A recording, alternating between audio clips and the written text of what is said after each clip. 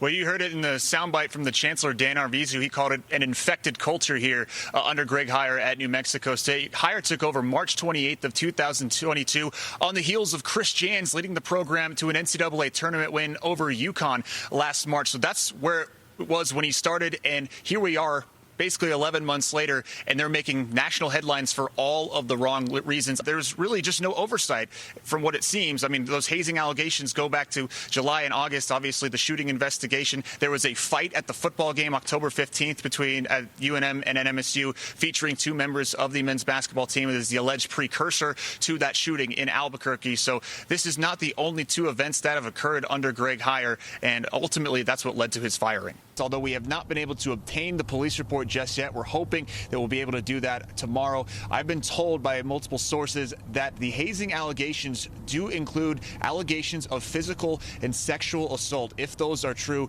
obviously that is a bombshell. Carla, according to the police report, 3 New Mexico State basketball players are accused by a teammate of criminal sexual contact, harassment, and false imprisonment. Accusations the victim says began back in the summer and happened as recently as last Monday. Incredibly, the alleged assaults usually happened in front of the entire team. That and more has occurred since Heiar took over last March, and I bring that up because I heard from over 10 former New Mexico State basketball players and coaches on the condition of anonymity today who were with the program from 2017 to as recently as 2022. They all told me that none of these alleged hazing incidents occurred while they were playing for the Aggies under former head coach Chris Jans. So at this time, we'll continue investigating, but this appears to be a new occurrence under Heiar, his staff, and the players that they brought in. The school, during its own investigation by the Rohde law firm up in Albuquerque, it's an independent investigation.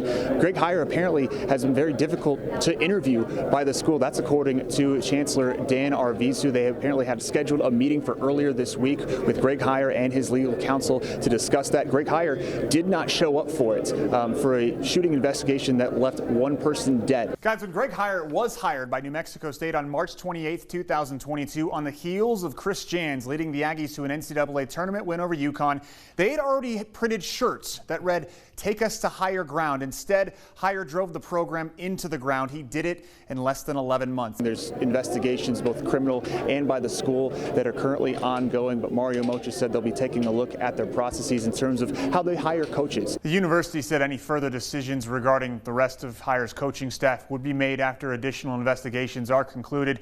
NMSU officials told KTSM that athletic director Mario Mocha will keep his job and will be at a press conference on Wednesday morning at 10 a.m. Of course, Heiar getting let go after the latest turmoil involving the NMSU basketball program since he took over in March of 2022. I went over this timeline last night. I want to do it again. March 28th, 2002, introduced as New Mexico State's head coach. July and August of 2022 is when these alleged hazing incidents began in the locker room. August 6, 2022, we broke the story then, but haven't really talked about it much since.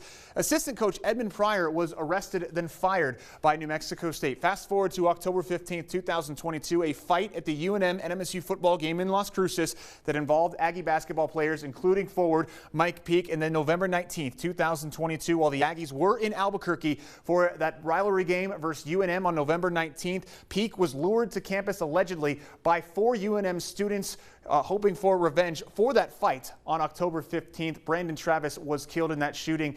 Peak was injured. That investigation still ongoing. And then you fast forward to the 10th and 12th of February. The program initially suspended indefinitely as those hazing allegations came forth. And then the program was canceled for the rest of the season on Sunday because of those hazing allegations. And then today, of course, Greg Heiar just about an hour ago let go entirely by New Mexico State University. Now,